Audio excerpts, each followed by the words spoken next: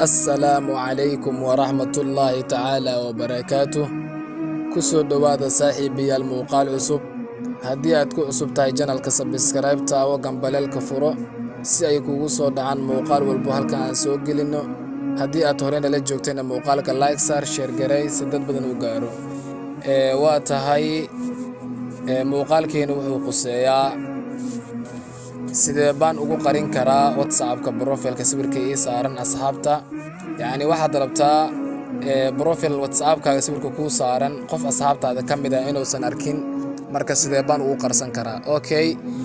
waxaad dooranaysaa WhatsApp-ka application WhatsApp-ka taabanaysa kadib waxa ka sii dooranaysaa saddexda dhibcood kadib waxa ka sii dooranaysaa meesha ay qoran tahay setting kadib waxa ka sii dooranaysaa meesha ay ku qoran tahay account kadib waxa ka sii dooranaysaa meesha ay ku qoran tahay privacy kadib waxa ka sii dooranaysaa meesha ay ku qoran tahay profile photo kadib hadda waxay ku tahay everyone oo macnaheedu uu yahay qof walba asxaabta kamid ah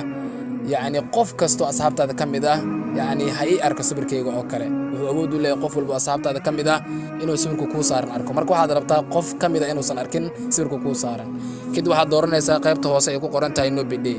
مركو قفنا أود وملا هني إنه أركو سبر كوكو صار قف كوه نقونا يعني قف بلوغ لساري أو كله هدي أد بديش سبر كي هدي كي هركو صارين يهيبه قف يعني أود وملا هني إنه أركو sidaas aad u xir kartaan marka haddana waxaad rabtaa inaad furato haddana waxa ku soo noqonaysa WhatsApp-ka kadib waxaad dooranaysaa saddexda dhibcood kadib haddana waxa ka sii dooranaysaa setting kadib haddana waxa sii dooranaysaa meesha ay qoran tahay account